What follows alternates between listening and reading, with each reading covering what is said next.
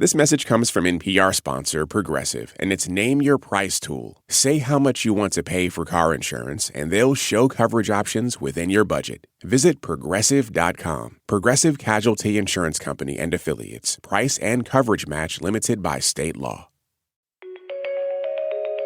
Hey, it's NPR's Book of the Day. I'm Andrew Limbaugh. Writing fiction about writers who are really good at writing is always a tricky proposition. Because if the fictional writer's writing is good enough that it's worth all the drama that you're about to put your characters through, well, then you have to write something that good. It's a massive amount of faith to put into your own skills as a writer.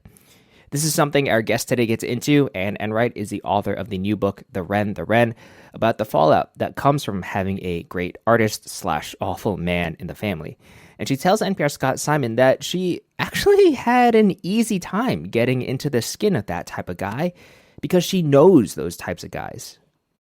Support for this podcast and the following message come from BetterHelp Online Therapy. The lights are out. Everything is quiet. You're ready to sleep. And yet, your mind is racing a mile a minute, stressing about every detail of your life. Sound familiar? Whether they strike before bed or any time throughout the day, it's exhausting to live with racing thoughts. Therapy can give you a place to work through them so they don't keep you up at night. Get a break from your racing thoughts with BetterHelp. Visit BetterHelp.com/NPR today to get 10% off your first month. You can make a long list of men considered geniuses, writers, statesmen, scientists, artists, who are also abusive husbands, neglectful fathers, and utter bores. One such man is the famed Irish poet at the heart of a new novel. Phil McDaragh is pure fiction, but he comes alive through poetry like the Wren was a panic of feathered air. In my opening hand, so fierce and light, I did not feel the push of her ascent away from me. The poet abandoned his family on the way to fame. They still live with the emotional rubble 2 generations later. How those women contend with that conflicted legacy of professional beauty and personal pain is at the heart of the novel, The Wren, by Anne Enright, and the Booker Prize-winning novelist joins us now from Dublin. Thank you so much for being with us. Lovely to be here, Scott. How do you create a fictional but famous poet, realizing that the Irish poet is, alas, a stereotype for a lot of people anyway?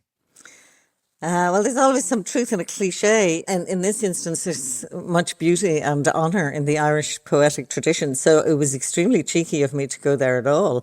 I had been reading Irish poetry during lockdowns in 2020. Poetry was what I reached for in times of difficulty. And I was interested in how, when we were so bereft, we were looking for something lyrical. I was looking for something lyrical and sweet and high. So those connections or those differences were at the heart of the book. The poet is looking for something beautiful, and the people around him are left with are bereft, are left with all the other stuff that he's escaping from. Mostly himself, it has to be said. And help us understand Carmel, his daughter, and her daughter Nell, who's just starting out as a writer herself. How does that shadow fall over their lives? Yeah, he walks out when Carmel is 12, and he leaves not in an anguished sort of way. He abandons the family when their mother gets sick. He can't take it. He can't deal with it. He can't stand it. And when we say sick, we just don't mean a cold or flu. No, she was recovering from a cancer. So, and he couldn't manage it. The challenge undid him. So Carmel, who was 12 at the time, was a kind of very sensible, stolid sort of little girl. And she used all that kind of literal-minded, tough-minded, pragmatic, all those talents. She kind of shut down and became the person who would tell other people to get over yourself, get over it, it's fine. So she made her life in a very practical sort of way. And very practically then, she decided she would have a child of her own and that she wouldn't involve any father, thank you very much, because they were not in any way, in her mind, reliable. So she has Nell, and Nell is just one of those children that comes out completely and utterly themselves. She's that little toddler who's heading for the horizon. In that way, she is a little bit like her grandfather, Phil. She is determined to live a poetic, slightly self-absorbed kind of life. Nell is involved with a man. Would we meet her? Should she see some of those same signs in him? Well, some people say on reading the book that she gets involved with a bad man because her grandfather was a bad man. I'm not really interested in those kind of simplicities. She embarks on a doomed love, the way that love was always doomed in poetry. Love was always obsessive. Love was always helpless and infatuated and yearning and waiting. So she has a kind of evolved crush on this guy who treats her kind of sporadically badly and then less sporadically badly.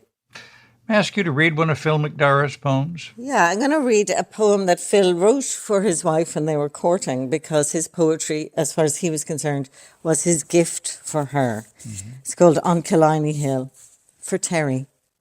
Through angelica and firs, twice scented meadowsweet, releasing coconut, almond, cardamom, some note beyond my heart's circumference. She peels her aromatic carillon, my bluebell Protestant girl, in the skirt she wore for Sundays. Well, that's utterly beautiful. So how did you put yourself into the mind and skin of Phil McDaragh? Yeah, that was easy. I mean, Phil McDaragh walked into my head, and I know these guys. I know them. Claire Keegan, the wonderful Irish writer, said in an interview recently that women are so attuned to male authority, as it were. They spend a lot of time figuring them out, so they might have knowledge of men that isn't returned, because it's really in their interest to.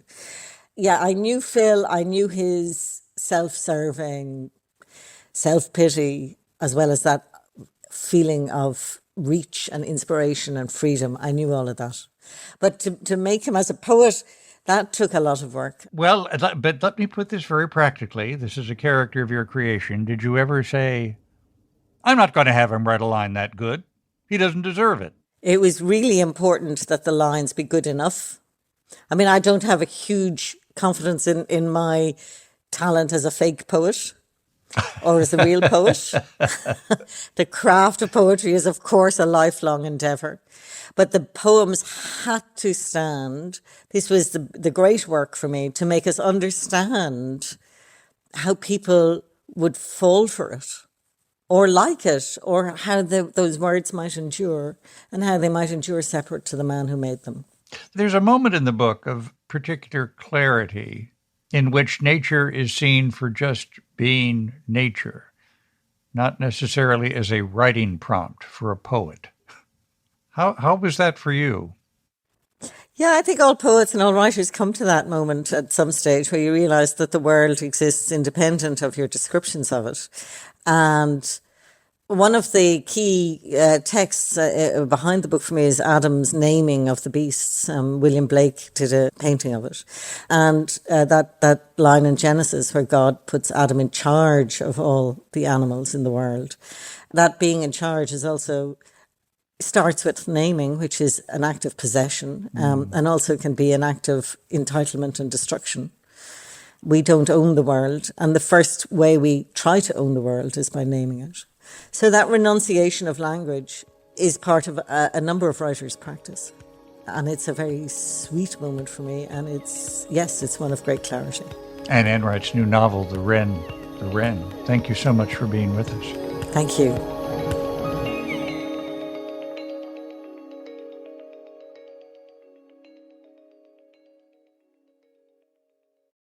This message comes from Jackson. Let's face it, retirement planning can be confusing. At Jackson, we're working to make retirement clear for everyone, starting with you. Our easy-to-understand resources and user-friendly digital tools help simplify your entire experience. You can have confidence in your retirement with clarity from Jackson. Seek the clarity you deserve at Jackson.com. Jackson is short for Jackson Financial Incorporated, Jackson National Life Insurance Company, Lansing, Michigan, and Jackson National Life Insurance Company of New York, Purchase, New York.